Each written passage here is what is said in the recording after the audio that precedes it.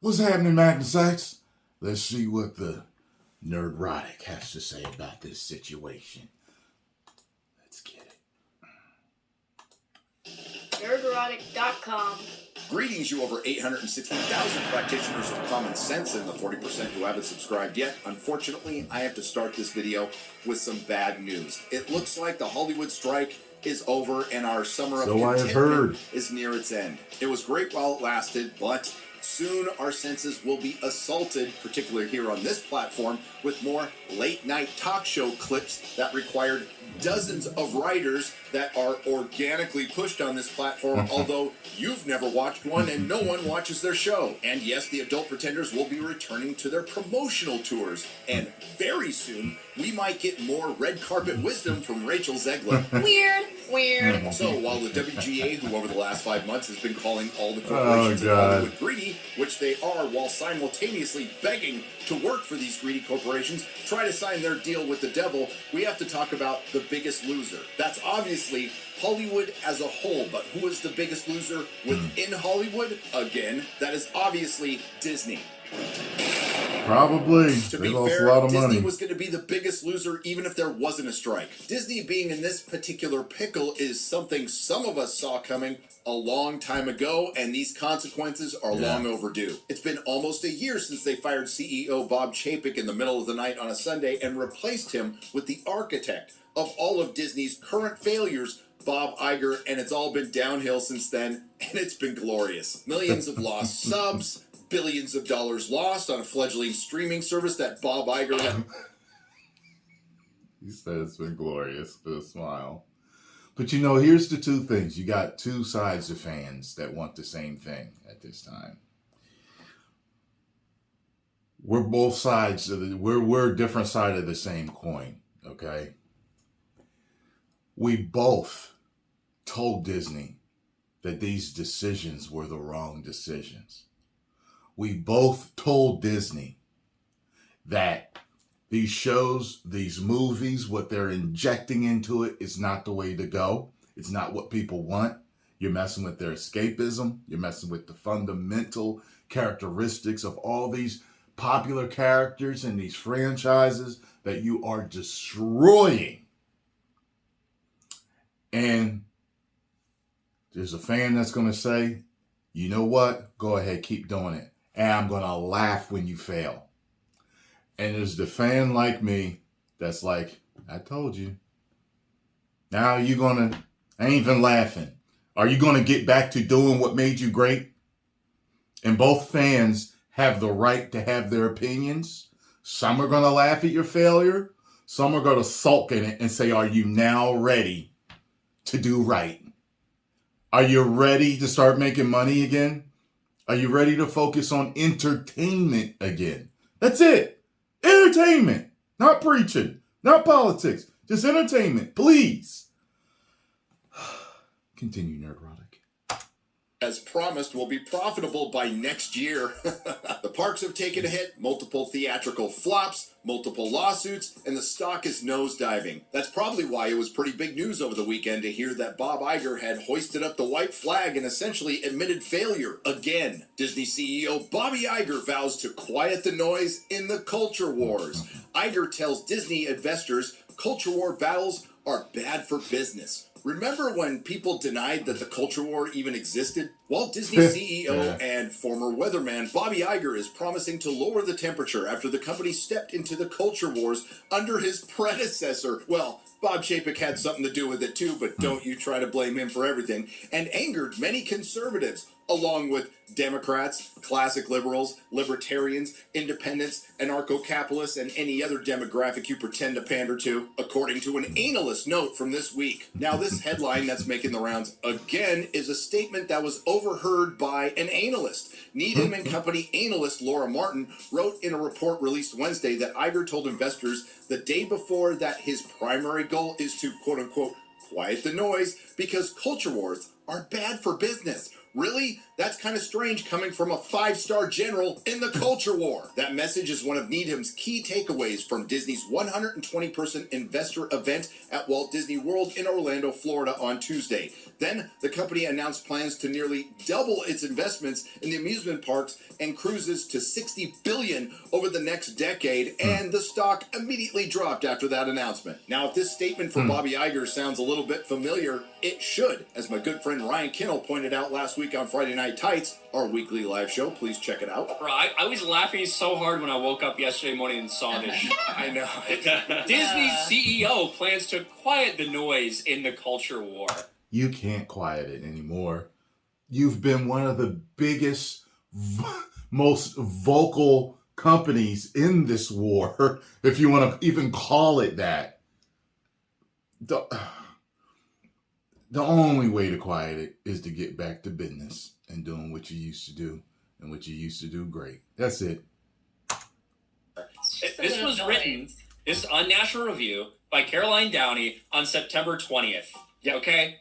I couldn't help. I felt like I had deja vu or something. Well, you did. Disney CEO plans to quiet the noise in the culture war. So then I, of course, very quickly looked something up, and I realized that back in November, this is an article from Caroline Downey on National Review with the same f***ing Bob Iger picture. Reporting Disney CEO plans to quiet down culture war controversies. Holy shit. Wow. Yeah, and what did we see right after Bob Iger said this? Those of us in positions to influence law and shape culture have an extra responsibility to push gun control. What else did we see? Bob Iger claiming that pushing the trans and gay agenda on children is the equivalent of the civil rights movement and of stopping World War II. But it doesn't end there. We heard something very similar to that from Bobby Iger back in July. The last thing that I want for the company is for the company to be drawn into any culture wars.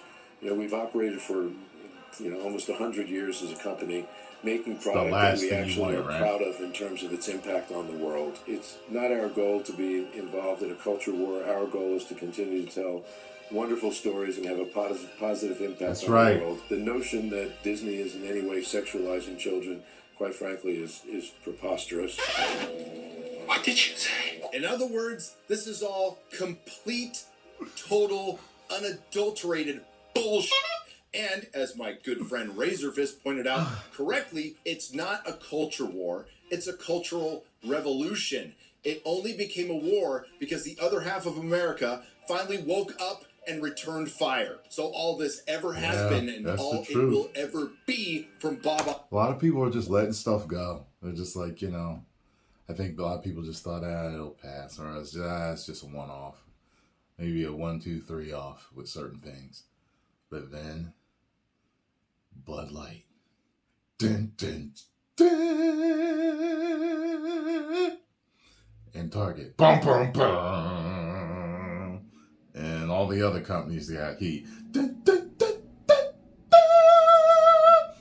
And everybody's getting boycotted and heat and fire, and everybody losing their minds because it's so weird how they're pushing all this stuff. Strangeness to it. And just right down your throats into the kids. It's just ridiculous. And so many people lost so much money. I think 2024 we'll probably see the last bit of scragglers and then people getting back to business. That's what I think. We'll see. Maybe 2024 will be a great year. And I can be so happy in all of my movie reviews. When you wish upon a star, makes no difference who you are. Please, Disney, get back to doing good business. I want to like the movies I go out to see on Thursday, because I buy my tickets early to review the movies.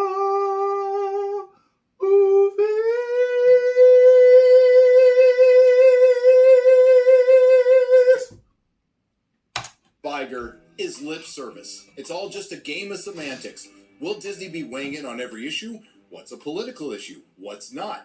Iger has some thoughts on this too. In late November of 2022, soon after Iger returned to the CEO position, he spoke during a town hall meeting and said, "I think there's a misperception here about what politics is. Some of the subjects that have been proven to be controversial as it relates to Disney have been branded political, and I don't think they are." It depends upon what the meaning of the word is. Yes. This seems to echo his earlier statements from 2022 prior to returning as CEO. At that point, Iger discussed his desire to speak up about the quote-unquote "don't say gay" bill situation and explained a lot of these issues are not necessarily political. It's about right and wrong. Well, if it's about right and wrong, then why was Disney constantly pushing the false narrative that it was the "don't say gay" bill when it was the parental rights bill? So the agenda that everyone claimed didn't exist to push the message that everyone claimed didn't exist during a culture war that everyone claimed didn't exist is now all of a sudden a big problem for Hollywood and Disney. So the big takeaway from this is not that Bob Iger wants to quiet things down again in the culture war. It's his acknowledgement of it again. And it's not like he didn't know what was going on. Like I said earlier in the video, he is a 5-star general in the culture war. He just didn't think he'd lose. And it certainly doesn't help that this I don't know how they didn't think they were going to lose. They have been getting heat since they started putting this garbage in the movie. Ever since Captain Marvel, and then that scene in Endgame, "Don't worry, she's got hip."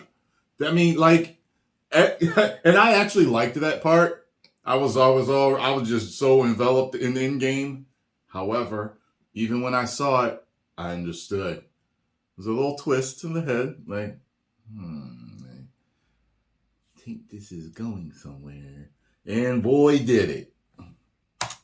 Entertainment company has very consistently been churning out a bunch of crap. I believe legendary comic book writer Chuck Dixon puts it best on Twitter, and no, I'm not calling it X.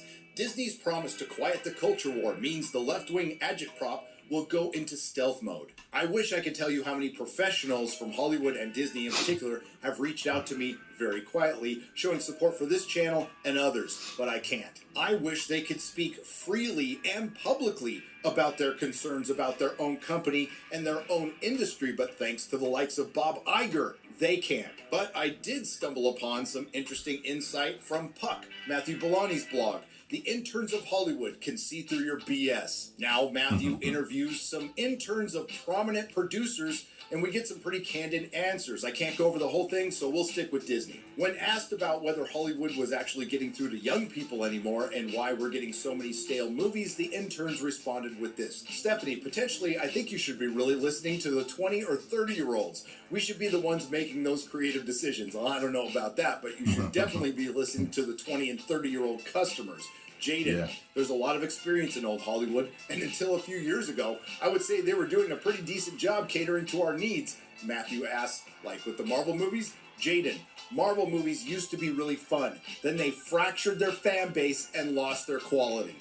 Not a great plan. Matthew then asks, "So you're done with Marvel?" Jaden, "No, I'm still in," and he laughs. Stephanie, "I'm done." Emily, "Yeah." Henry, "Yeah, since Infinity War." Stephanie, "It just feels like a factory. They're just chugging out movie after movie and show after show." Emily, "It's not an event anymore." Jaden, "True. They broke the must-see rule. I don't think the superhero genre is dead, but I do think the kind of superhero movie that we've had is dead." Thank you. Exactly.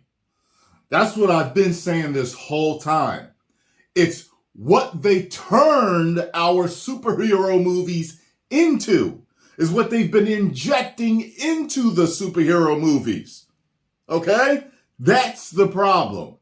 Because truth be told, they're not just putting it into the superhero movies.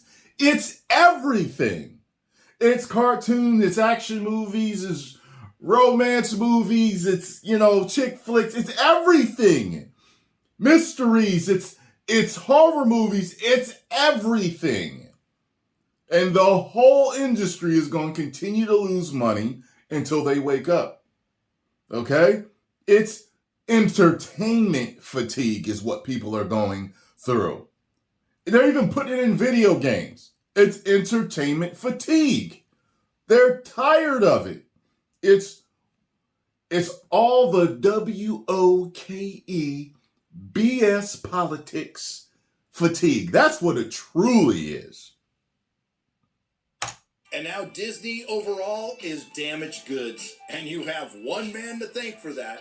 The man who quit prior to COVID to let Bob Chapek come in and be his fall guy, only to return to bring things back, but it ended up being lording over his failures. Again, it wasn't the strike, it wasn't even COVID. Those were parts of Disney's failure, but this was death by 1,000 paper cuts, and it goes all the way back to when they bought Star Wars and screwed over George Lucas. Maybe you shouldn't have done that. Maybe you shouldn't have. You guys remember how happy I was when they bought 20th Century Fox, because it was like, oh, so now we're going to get the Aussie.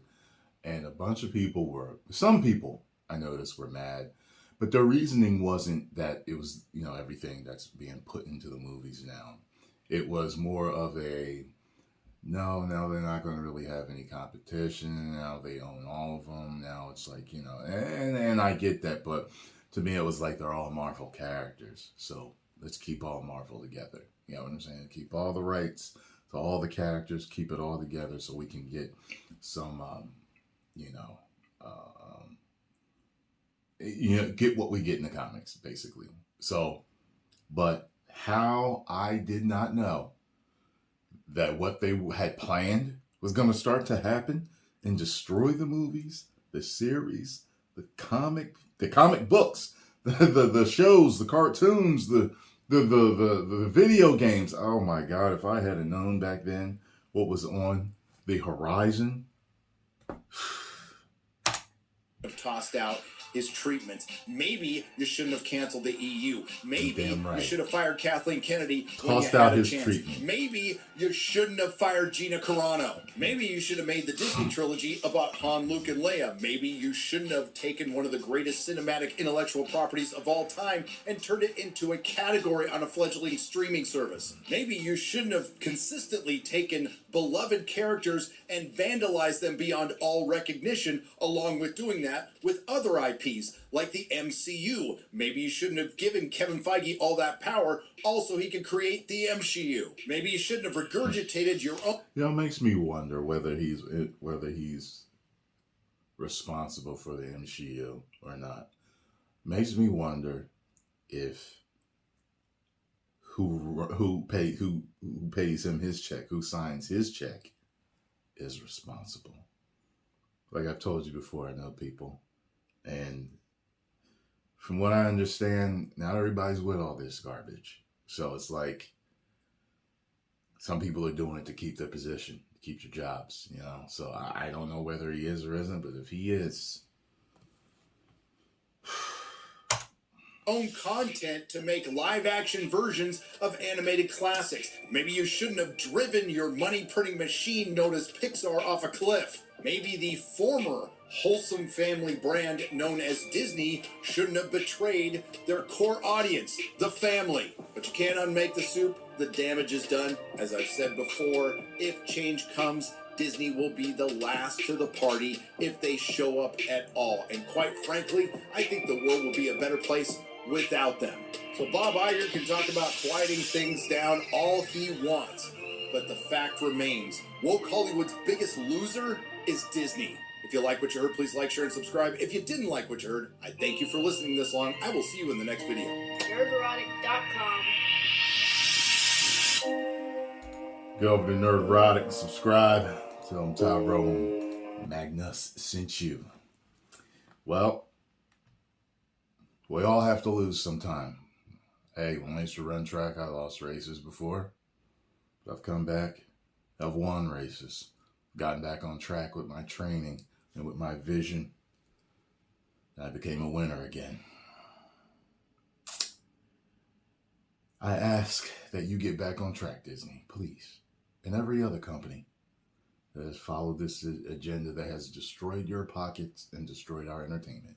Please, please, for us, the people that really pay you and yourselves and your own reputation, get back on point. Thank you. 10 million subscribers.